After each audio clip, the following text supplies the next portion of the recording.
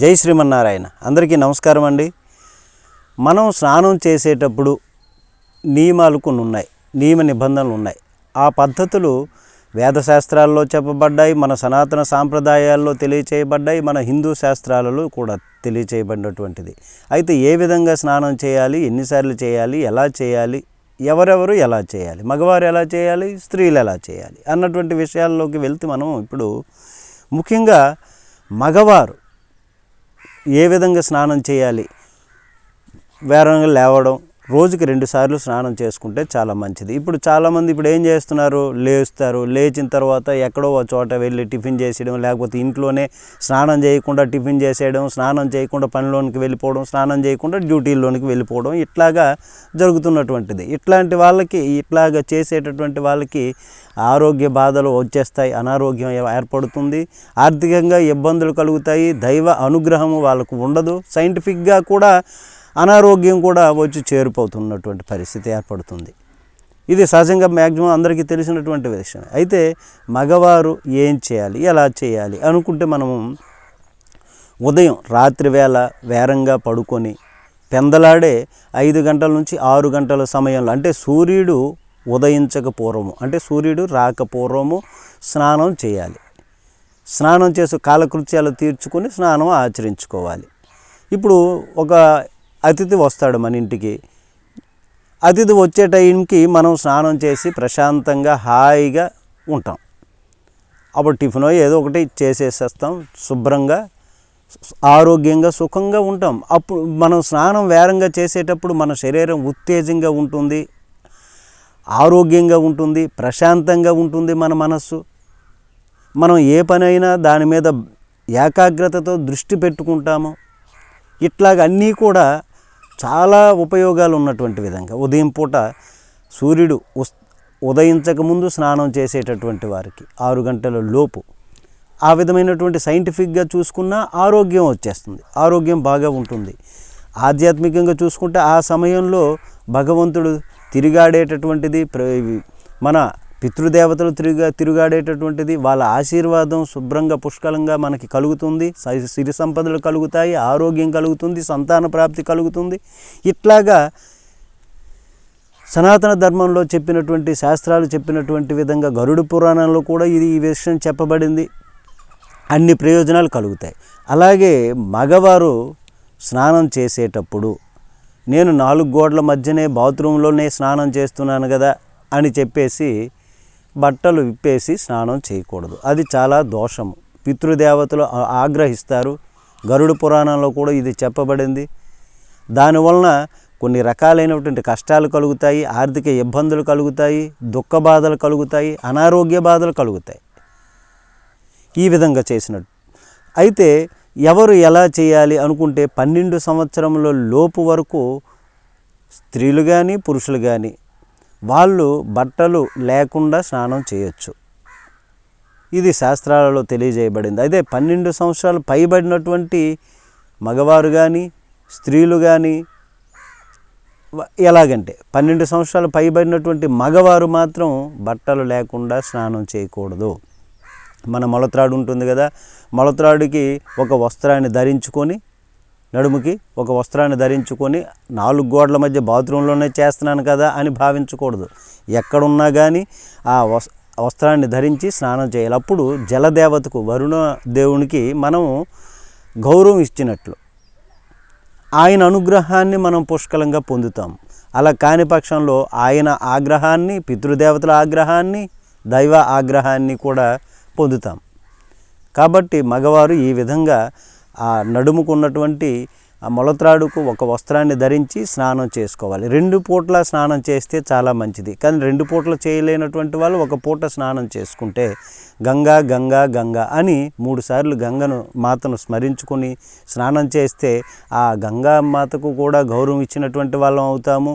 ఈ నడుముకి వస్త్రాన్ని ధరించి స్నానం చేస్తే ఆ వరుణ దేవతకు కూడా గౌరవాన్ని ఇచ్చినట్టు ఉంటుంది. అలాగే భక్తిని మనం చూపించేటటువంటి భావన కూడా కలుగుద్ది, వారి అనుగ్రహాన్ని మనం పొందుతాం. సూర్యుడు ఉదయించక ముందు మనం ఈ విధంగా చేసుకోవాలి స్నానం. ఆ తరువాత మనం ఏ పనులు చేసుకున్నా చక్కగా మన పెండింగ్ ఉన్నటువంటి పనులు చకచక జరిగిపోతూ ఉంటాయి. కానీ మగవారు మాత్రం తప్పనిసరిగా ఈ విధంగా వస్త్రాన్ని ధరించి మాత్రం చేయాలమ్మా. దీనిలో ఇది శాస్త్రాలు చెప్పబడింది. అయితే సూర్యుడు ఉదయించక ముందు చేస్తే అది ఆరోగ్యరీత్యా కూడా మంచిది. ఆర్థిక బాధలు తొలగుతాయి, సంపదలు కలుగుతాయి, సంతాన ప్రాప్తి కలుగుతుంది, భార్యాభర్తలు సౌఖ్యంగా ఉంటారు, మనసు ప్రశాంతంగా నిర్మలంగా ఉంటుంది. ఇన్ని ఉపయోగాలు. దైవానుగ్రహము కలుగుతుంది, భక్తి ఏర్పడుతుంది, మంచి బుద్ధి కలుగుతుంది. ఇట్లాగా. కానీ ఇప్పుడు ఇది మగవారు ఇలా చేయాలి. కానీ స్త్రీలు విషయానికి వచ్చేటప్పుడు స్త్రీలు 4 గోడల మధ్యన స్నానం చేసినా కానీ వాళ్ళు వస్త్రం లేకుండా స్నానం చేయటం వలన చాలా మంచి జరుగుతుంది వస్త్రాలు స్త్రీల విషయానికి వస్తే. కానీ బహిర్గత ప్రదేశాల్లో ఏదో యాత్రలకు వెళ్తారు, నదుల్లో స్నానం చేస్తారు, అప్పుడు తప్పనిసరిగా వస్త్రాన్ని ధరించుకొని స్నానం చేయాలి. కానీ మనం బాత్రూంలో ఉన్నాను కదా అని వాళ్ళు వస్త్రం ధరించాల్సిన అవసరం లేదు.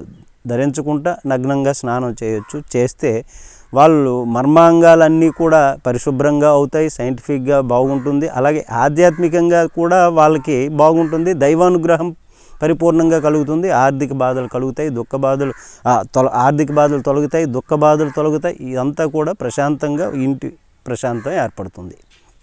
ఈ విధంగా మగవారు అలా చేయాలి. అయితే ఇక్కడ గంగా నదిలో అందరూ కూడా తీర్థయాత్రలకు వెళ్ళి స్నానం చేస్తున్నారు. ఇప్పుడు పార్వతీ పరమేశ్వరుల మధ్య ఒక సంభాషణ జరిగింది.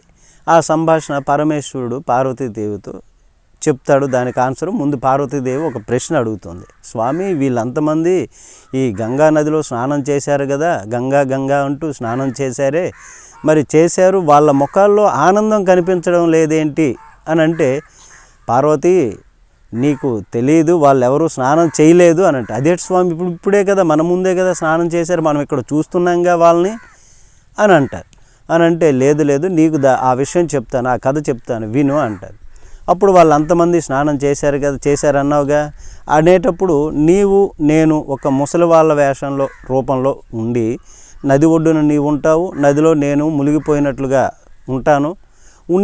అప్పుడు నా భర్తను రక్షించండి అని నువ్వను, అప్పుడు నీకే అర్థం అవుతుందంటే వెంటనే స్వామి ఆ నదిలో మునిగిపోతుంటారు, తేలాములుగా అయిపోతుంటారు. ఆ ఒడ్డు నుంచి పార్వతీమాత ఆ ముసలి బ్రాహ్మణ వేషంలో ఉంది కదా, ఆమె చెప్పి నా భర్తను రక్షించండి అని అంటే అందరూ వస్తారు. అక్కడ వచ్చి మేము వెళ్తాం, రక్షిస్తాం అయితే రక్షించండి, కానీ మీలో ఎవరు కూడా పాపము లేనటువంటి వాళ్ళైతే నా భర్తను రక్షించండి అని చెప్తారు.